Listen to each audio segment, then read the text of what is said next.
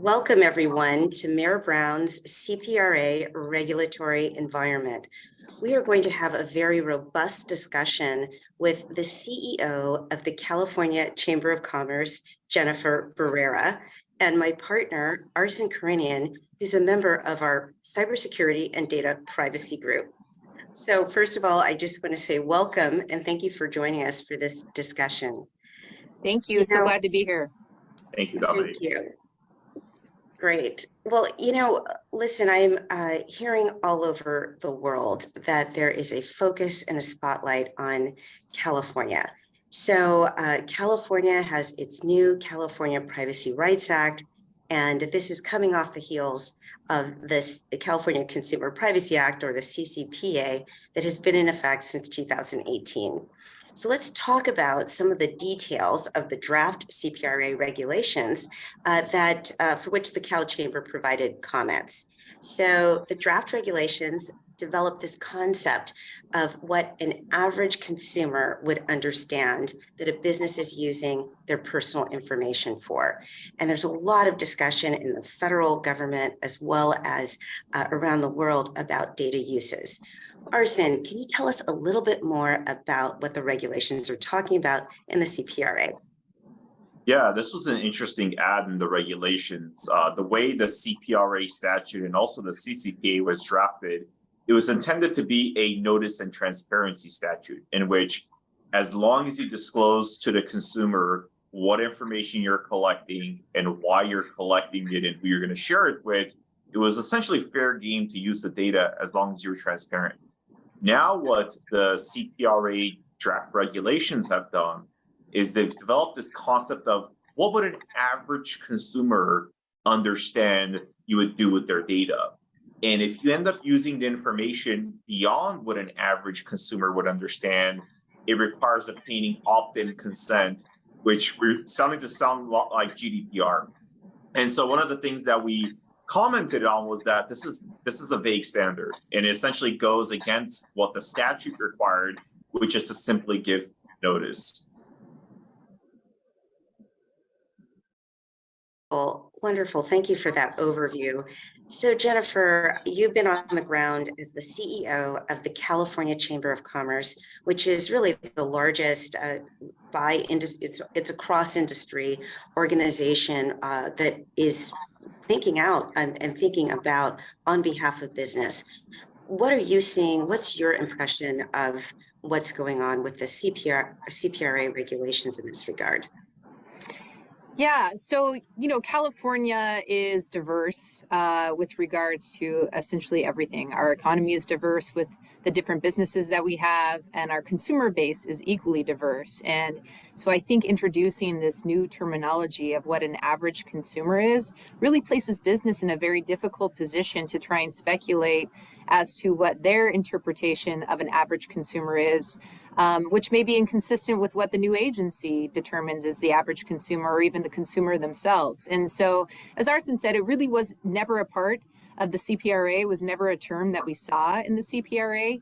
And it can cause a ton of confusion, not just on behalf of the businesses, but also on the consumers themselves.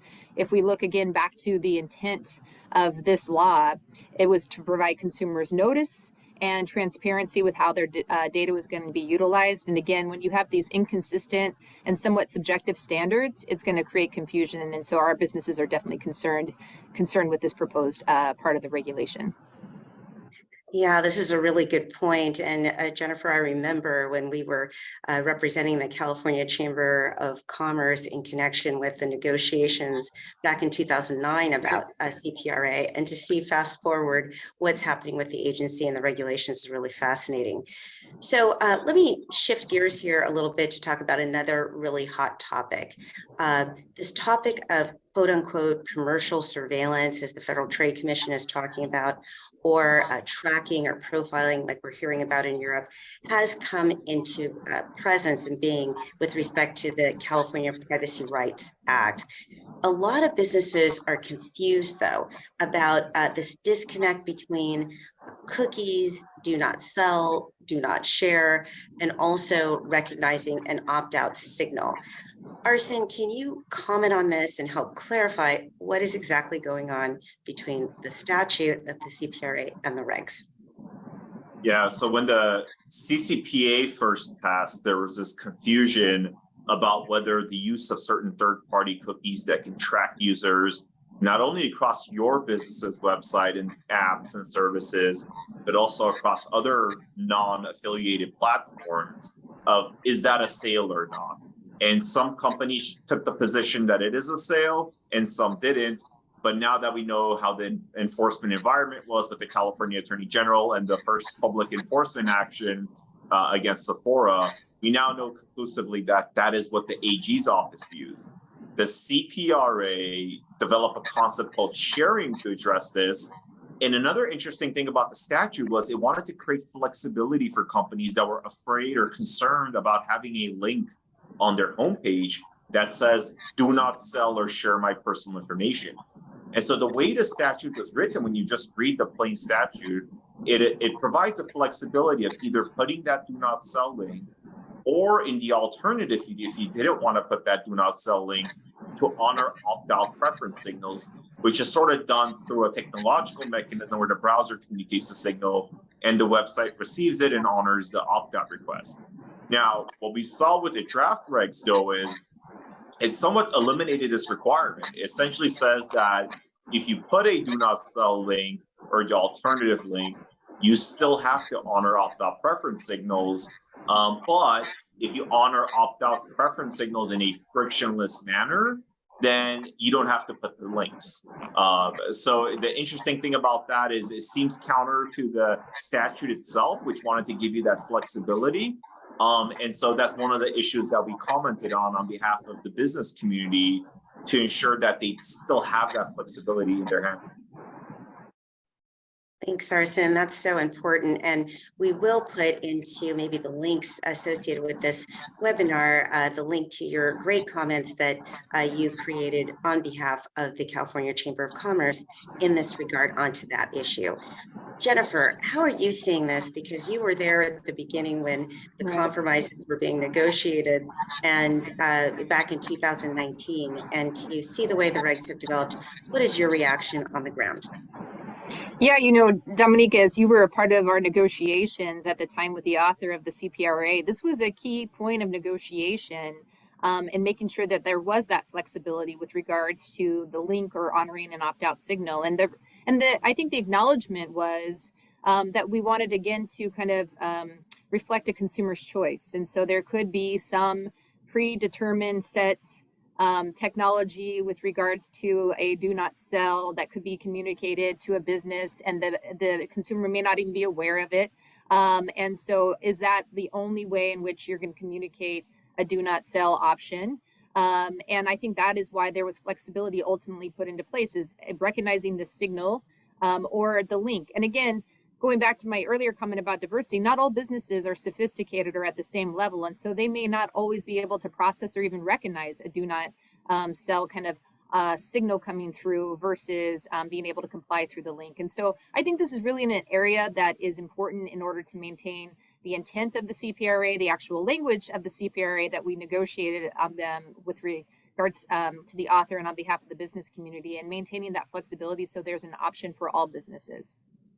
Yes, and I remember those times really well, being in the trenches with the chamber and making those points and getting the compromise language that we did, only to see that there is now on the agency side a different sort of a disconnect that has occurred. So looking forward to see what happens there, and to the wonderful comments again in more detail that will be in the link related to this event.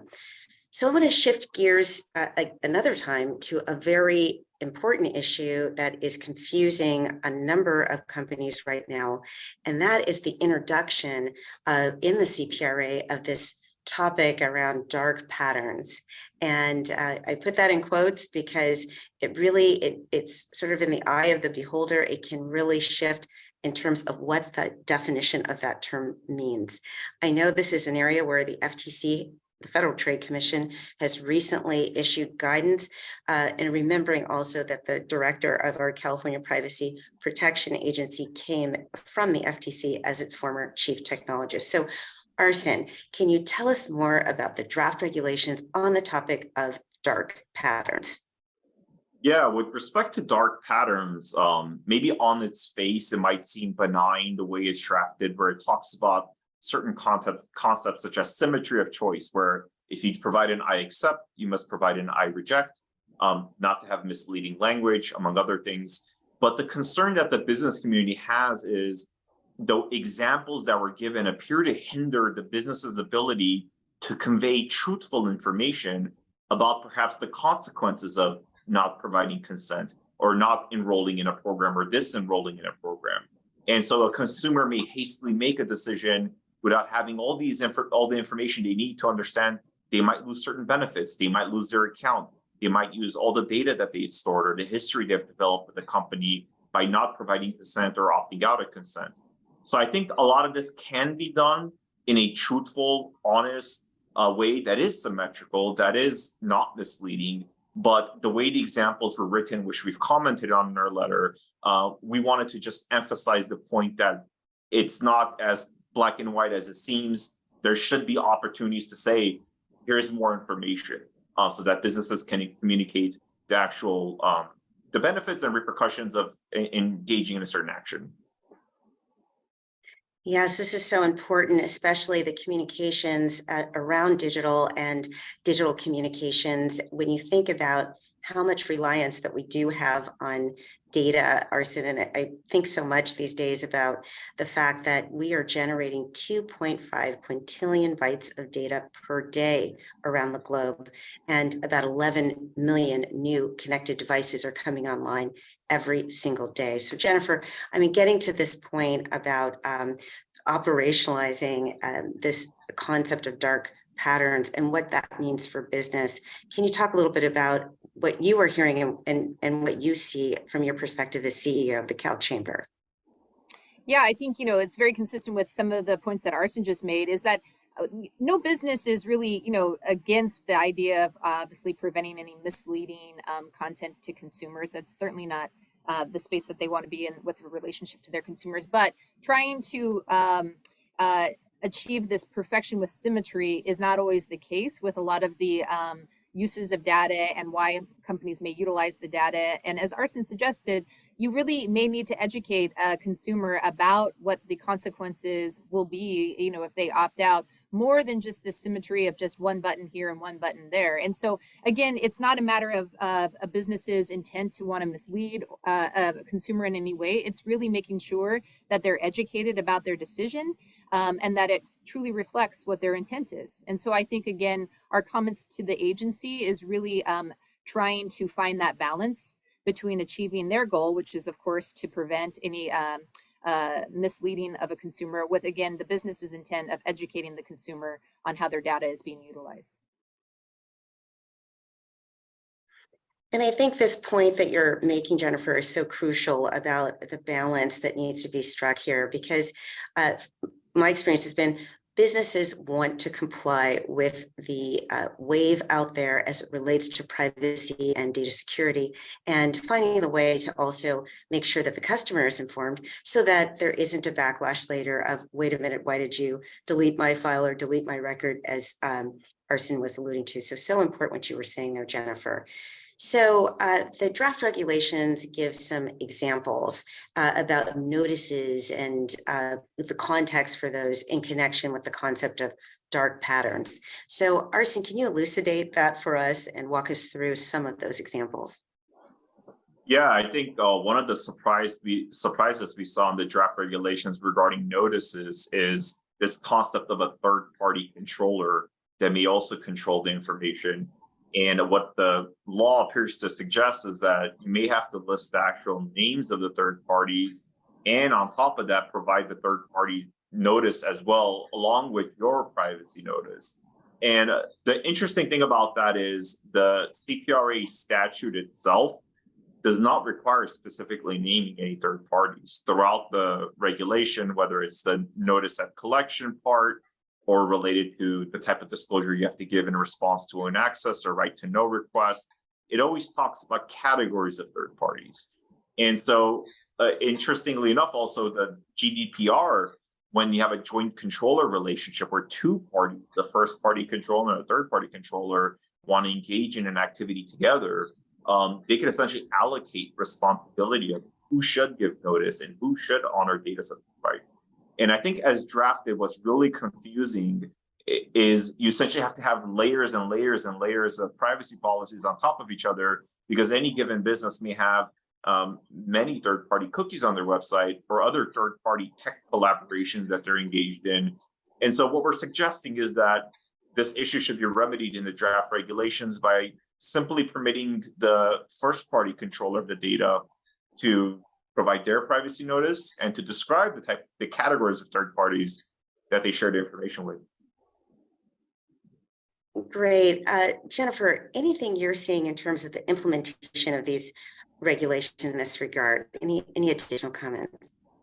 Yeah, I think it's just getting to again back to an earlier point, balance. And what the proposed regulation, our concern with it is when you have more complexity with regards to what these notices have to say and the length of these notices and what has to be included in these notices, you're overwhelming the consumer, and you're risking the point that they will just disregard the notice altogether because of how long or lengthy or how many times they receive it. And then they just completely ignore it. And again, going back to the original intent of the whole structure of this law, it's to provide consumers with notice and notice of how they can exercise their rights with regards to their data and how their data is being used. A long notice, we are guilty of this in California and other areas. We are so intent on providing every detail of information to the consumer that it overwhelms them, and it ends up not doing the intended purpose of educating them. And so again, I think the agency needs to keep that in mind when they're trying to balance how much information they're requiring these companies to provide versus what is most important to get to the consumer and for them to appreciate and understand, so they just don't disregard the notices altogether. And I think what you just said there is so important, Jennifer, because there's really three aspects to this equation: business, regulators, and also the consumers. And as well as the transparency is also the information they need to be able to make informed choices. And streamlined, clear communications are so important. And the sort of didactic and overload of additional information might obviate the ability to get that information to the consumer. Right.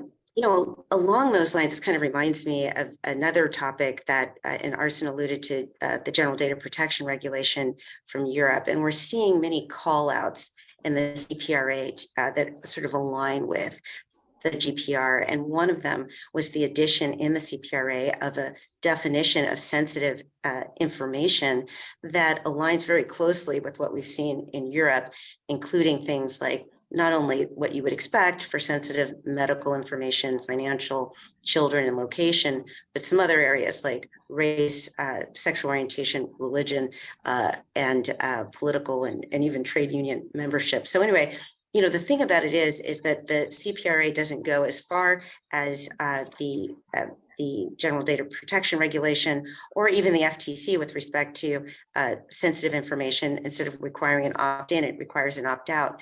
But the CalChamber did something very interesting, which was propose an opt-in for sensitive information. And that seems like this is really empowering the consumer to opt in to the collection and the sharing of their sensitive information. And so Arsen, can you talk about that? And it seems like a very consumer-friendly approach from business.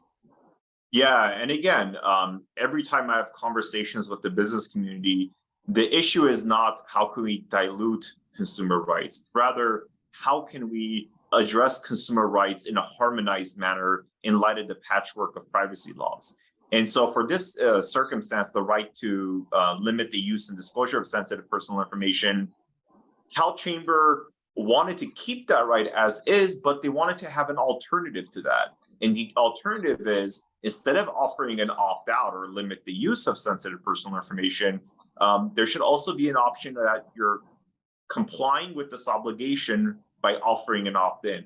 And that approach is not only consistent with the GDPR, but also the other state privacy laws, such as Virginia, Colorado, and Connecticut. They also require opt-in for certain sensitive personal information. And so companies just want to think of different alternative ways that they can have a harmonized compliance approach, but also protect consumers with respect to the rights that the California voters wanted to implement in the state. Thank you. That's really important context. And Jennifer, what are you hearing from companies in this regard about the harmonization and the patchwork? And what's your impression of the situation? Yeah, well, a harmonization and the kind of uniformity or lack thereof with regards to all these privacy laws is certainly a challenge for businesses that operate in different states, and even obviously in different countries. And so trying to get the laws more in sync, more consistent with one another on some of these important issues is obviously helpful to the overall operation and implementation for businesses. And on the point of sensitive information, I mean, Arsen captured it really well. It's again trying to reflect the consumer's choice. So if a consumer knows how the information is going to be utilized and they're okay with it, then they should be allowed to opt in and consent to that. And that again is really the understanding of the comments that we provided to the agency. Certainly, obviously, the CPRA allows them additional protections with sensitive information, but it should be within the consumer's choice to decide how their information is going to be utilized. 100%. And, thinking sort of in a different direction from the business perspective, moving away from the consumer right now, one of the things that isn't often talked about with respect to the CPRA is the audits that are discussed with respect to the statute. And I'm curious if Arsen can provide a little comments there, because it's really not a talked about feature of the CPRA.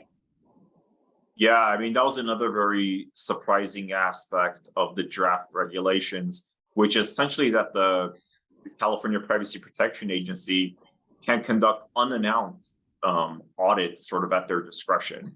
Now, the issue isn't so much that businesses are completely against audits. We understand that, this is something that might be required or is under the law, but the issue is about preparation.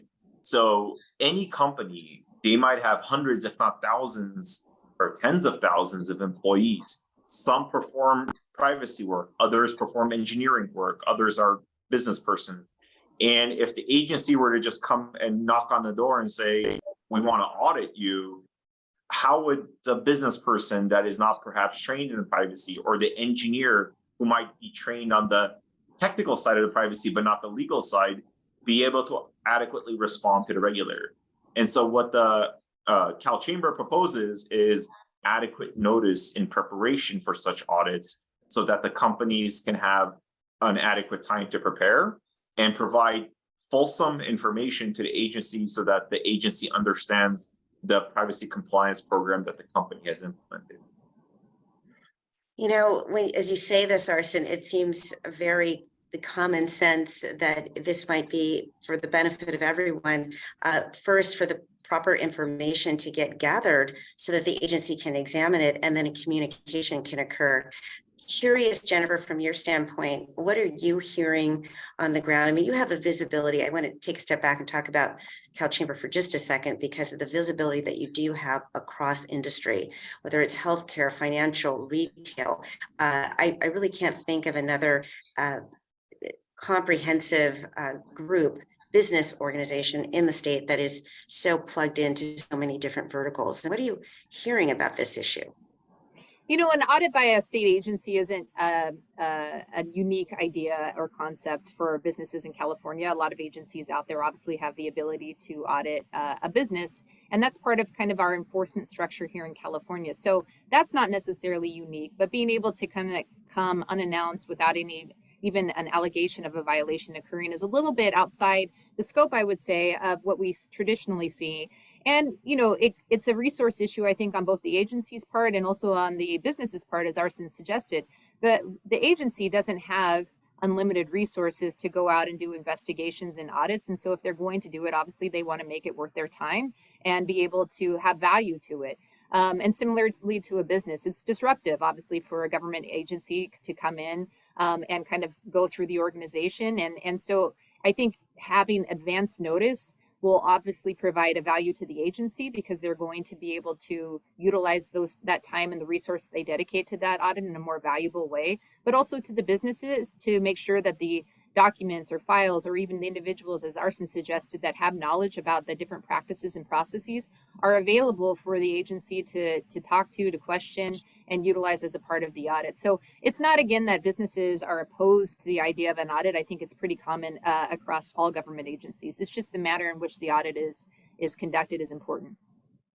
Yes, it's so important when you think about the not only significant financial burden that businesses are taking on in compliance, but also the disruptive nature that can occur with an audit that's impromptu and disrupting business and may not get the answers that are needed. So again, communication and feedback about what the practical impacts are of some of these proposed regulations are so important. And shifting to something that, again, is not new, but there are nuances here added in the CPRA, and that's in the area of the contract language and verbiage that will now need to be included in pretty much every disclosure of data in California, whether it's with vendors, joint venture partners, co-sponsorships, etc. So, Arsen, can you walk us through what is new about the contractual requirements that are in the CPRA?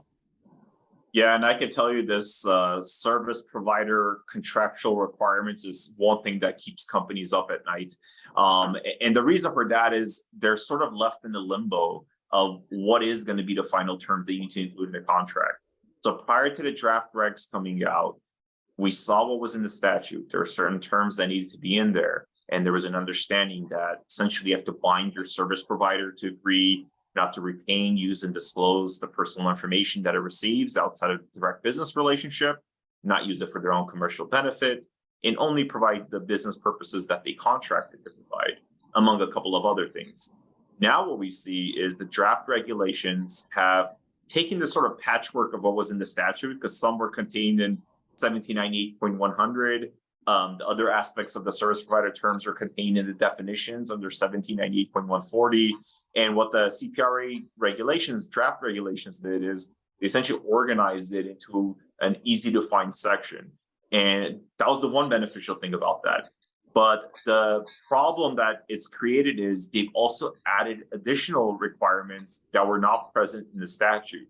And the one that causes a lot of angst among companies, because it's just practically very difficult to operationalize when you have hundreds, if not thousands, of vendors and service providers, is the requirement to specifically list the business purposes in the contract per the CPRA definition of a business purpose and the delineated use cases that they list under that definition.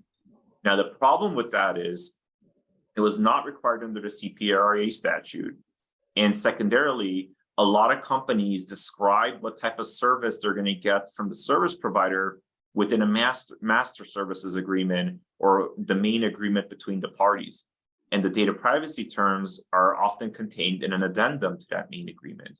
And so the way common drafting practice is to have a set addendum for your service provider terms that refers back to the services described in the agreement.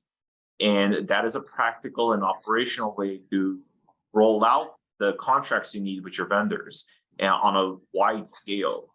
But with this new requirement, essentially you have to go back and you have to create tailored and customized data privacy terms for every single one of your vendor, which is simply not practical. And on top of that, you have to try to squeeze a round peg in a square hole by taking whatever services you've described in a work order, in a master agreement, and try to see where does this fit in the couple of examples of a business purpose that the CPRA statute itself provides. And so companies are in a precarious situation right now because this is very difficult to do and very huge resources are required to expend to roll this out. And on top of that, companies are concerned because right now we're dealing with a draft regulation. And if they start rolling out this plan in Q3 and Q4 of 2022, what are they going to do when the draft regulations come out either end of this year or sometime next year? and they suddenly change course and either have new requirements or different requirements. So it's just leaving companies in a very difficult place. Arsen, I think it was so important what you said here in terms of the situation. We are taping this in Cybersecurity Awareness Month in October 2022. And some companies have literally thousands of vendors when you're talking about some of the larger ones, if not tens of thousands of vendors. And so to imagine that this type of effort needs to take place when there's still ambiguity in the regs in a matter of months, because CPRA does go into effect on January 1st, 2023, is sort of mind-boggling. And so I want to turn to Jennifer and get your perspective on this this requirement to paper the relationships within the ambiguity that Arsen has detailed.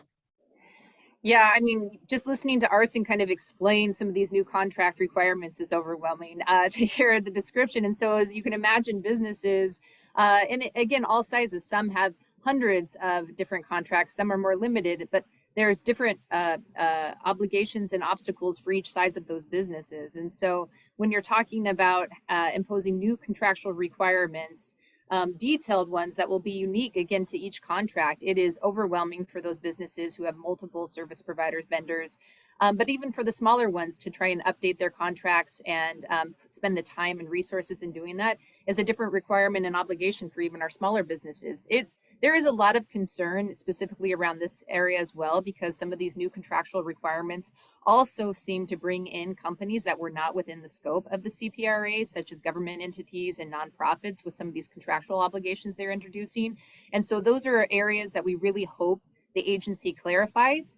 And we, again, on the broader scale with regards to these regulations, you know, as we talked about earlier on negotiating on the CPRA, there was an intent that these regulations would be done with enough time for businesses to implement the regulations, to be able to operationalize them, to be able to deal with these contract requirements so that they weren't kind of scrambling at the end. And that's a huge concern we have for all of the proposed sections of the regulations, is that we're kind of backing up against the enforcement. As Arsen and you suggested, obviously the CPRA goes into effect in January. Enforcement won't be until July, but we don't know when these regulations are going to be done.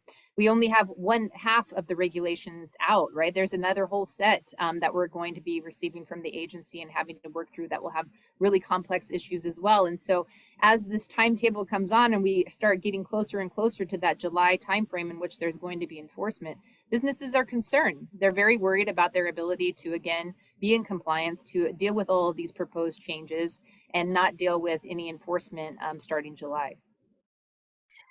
Well, thank you, Jennifer. This is so helpful. And of course, the Chamber does have a privacy council, and those who are listening and want to know more, I really can't think of anybody who knows more, and with respect to the backstory to the backstory to the backstory of what is going on with this, with being in California and all that is going on with this statute and the various iterations of the regs. I want to thank you so much, both of you, for being part of Mayor Brown's Cybersecurity Awareness Month and this discussion about the CPRA regulations and where things stand right now. And look forward to continuing the dialogue through our blog and also the other client alerts that we will have on this topic. And we will stay close with the Chamber on these issues. Thank you so much, Jennifer. Thank you, Arsen. And thank you, audience, for listening. Thank you. Thank you.